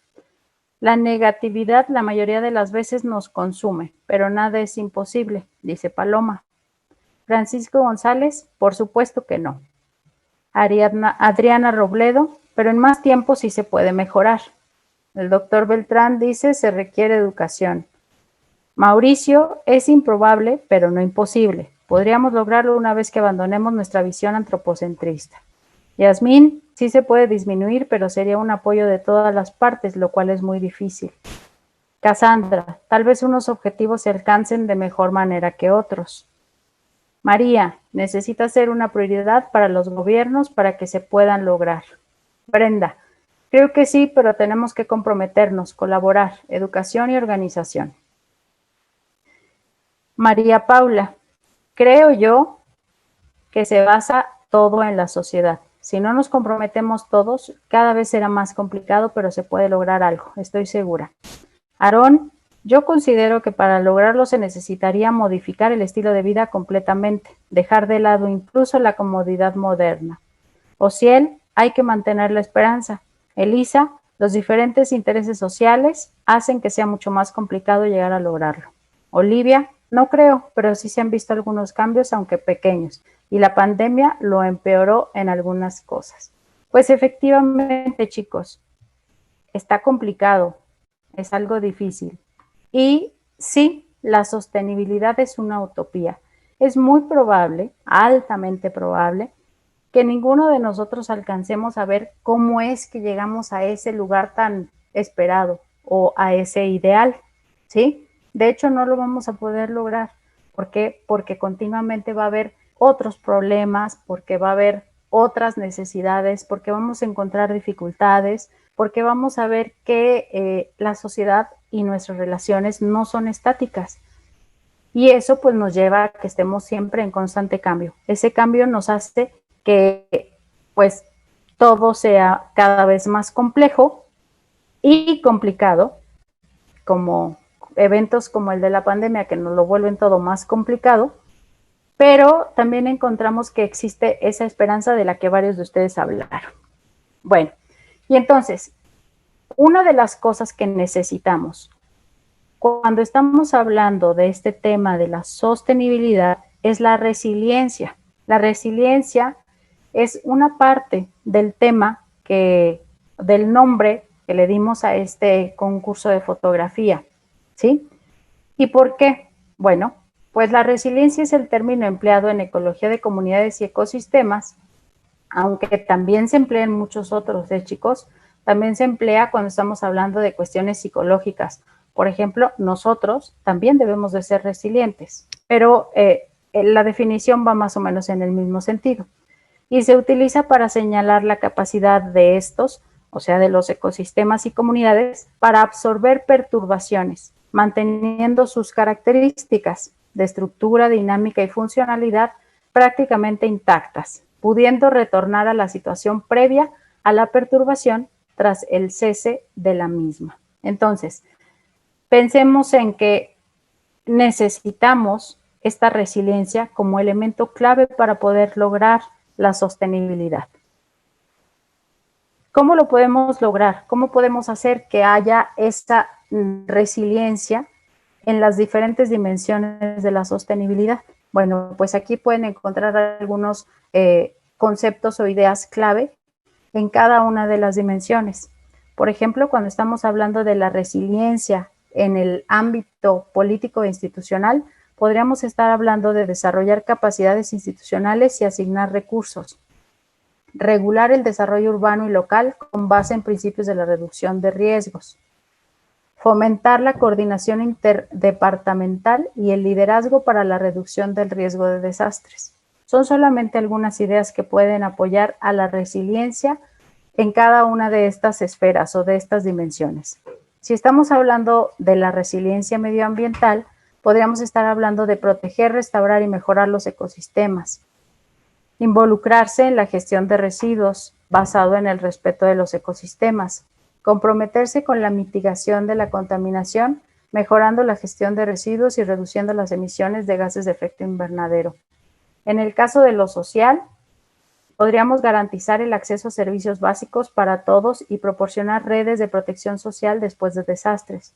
Asignar un terreno seguro para el alojamiento y para todas las actividades estratégicas. Incentivar la participación de múltiples interesados en todas las etapas y fomentar alianzas y contactos sociales por la red.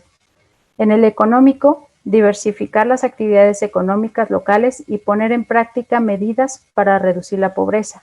Establecer un plan de continuidad de las operaciones comerciales para evitar su interrupción en caso de desastre. Poner en pie un sistema de incentivos y penalidades para potenciar la resiliencia y mejorar el cumplimiento de los estándares de seguridad. Y si se fijan, muchas de estas propuestas de solución para llegar a la resiliencia también tienen que ver con lo que se plantean los 17 Objetivos para el Desarrollo Sostenible y con lo que se plantea la definición del desarrollo sostenible en sí. Acuérdense, no se trata solamente de pensar en un cachito de la foto, en la parte ambiental o en el problema del ecosistema específico. Se trata de pensarlo como un todo, de forma integral, de forma holística. ¿Sale? Bueno, pues entonces la resiliencia es indispensable para la sustentabilidad. Y ahora sí, queremos escucharlos. ¿Qué ideas vienen a tu cabeza sobre este tema? ¿Qué se les ocurre? ¿Cuáles son las formas en las que podemos encontrar resiliencia en los ecosistemas habitados? ¿Cómo le podemos hacer? ¿Qué podemos encontrar? ¿Cuáles son esas manifestaciones?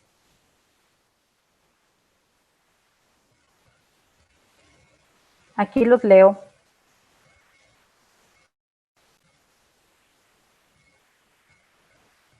¿Qué se les ocurre? ¿Qué ideas se les vienen ahorita a su cabeza? Aún no me quedó claro lo de la resiliencia. Elisa, la resiliencia es la capacidad que podríamos tener tanto nosotros como cada uno de los ecosistemas para restaurarse una vez que pasó el estado de conflicto o el estado de perturbación.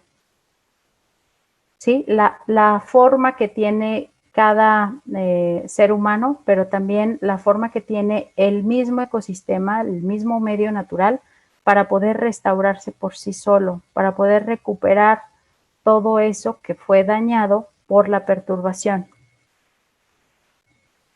Francisco dice, sistema para tratar la basura de forma en la que se pueda reciclar. Puede ser una idea.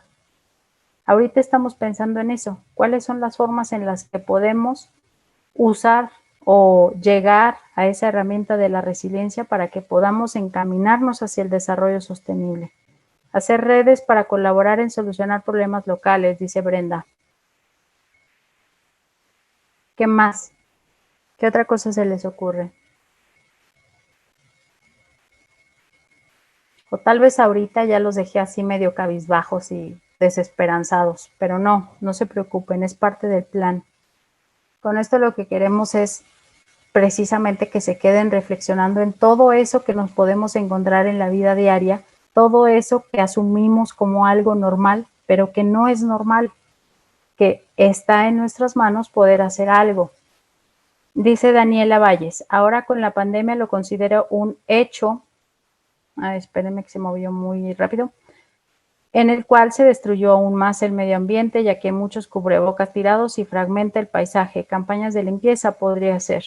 Francisco González, usar menos las impresiones en papel para trámites internos. Elisa Romero, implementar una educación sobre la sostenibilidad desde las generaciones de los pequeños.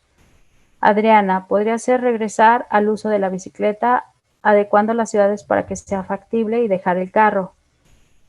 Romeo Tinajero, especies nativas, animales que son capaces de vivir y reproducirse en ambientes urbanos.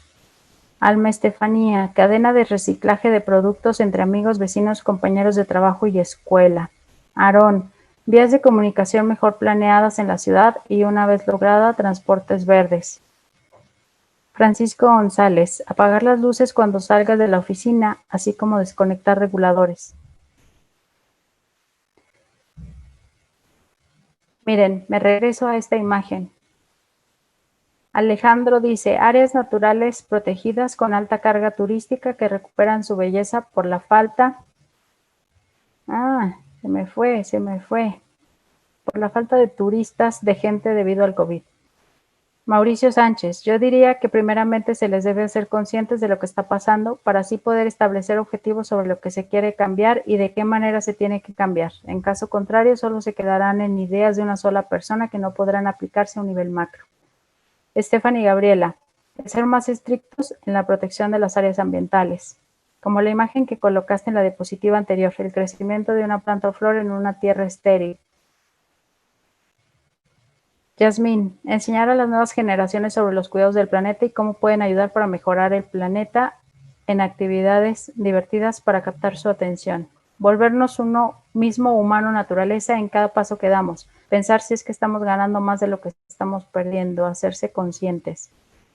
Gerardo, una idea generalizada creo que sería la restauración de áreas verdes con la autorreforestación. Miguel Torres, considero que la base de todos es la educación. Crear programas para que desde niños sean conscientes de los problemas ambientales y de la naturaleza. Bueno, pues todas esas ideas, chicos, son las expresiones de la resiliencia en los ecosistemas habitados que queremos que ustedes capten. Ustedes ahorita ya tienen un panorama completo de cuáles son los problemas ambientales. Ya saben lo que es un ecosistema.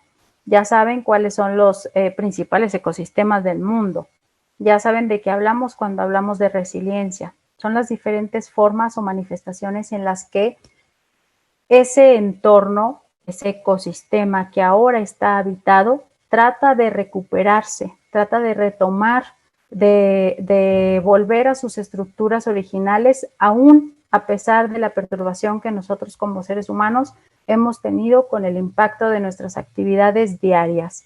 Bueno, pues precisamente esa es su tarea, chicos. Espero que este taller haya ayudado a despejar algunas de las dudas que hubieran tenido y también espero que los deje pensando un poco más, reflexionando sobre su propio papel en el cumplimiento o en el alcance de este objetivo, en los 17 Objetivos para el Desarrollo Sostenible, en todas esas cosas que a lo mejor pasamos desapercibidas, ¿sí? También quiero decirles que, pues si están enganchados con este tema, si les parece atractivo, pues que pronto vamos a sacar un taller para promotores ambientales juveniles, en el que también se pueden involucrar con la agenda ambiental para poder llevar a cabo acciones en todos los programas que tenemos. Próximamente, como parte de los talleres del CUART, también vamos a tener ahí una opción sobre la sostenibilidad en la formación profesional. Cualquier alumno de cualquier carrera puede tomarla como una materia optativa dependiendo de las características de su plan de estudios. Y pues bueno, les dejo esta última, que espero que los deje aún pensando más. ¿Se acuerdan que dijimos que la sostenibilidad era una utopía? Bueno, pues este es un versito de Eduardo Galeano que dice así: la utopía está en el horizonte. Camino 2 pasos y ella se aleja 2 pasos y el horizonte se corre 10 pasos más allá. Entonces, ¿para qué sirve la utopía? Para eso, sirve para caminar. Y precisamente tener claro que la sustentabilidad es nuestra meta, pues debemos de llevar a cabo acciones que nos encaminen y que nos ayuden a transitar hacia ese objetivo, aún sabiendo que difícilmente lo vamos a alcanzar, pero que estamos en el camino y que poco a poco con nuestras acciones vamos avanzando en él. Muchas gracias, chicos. Les dejo ahorita, aquí está mi correo electrónico, cualquier duda que puedan tener, si quieren profundizar en algún tema o si quieren que les comparta algún material, con mucho gusto. Muchas gracias.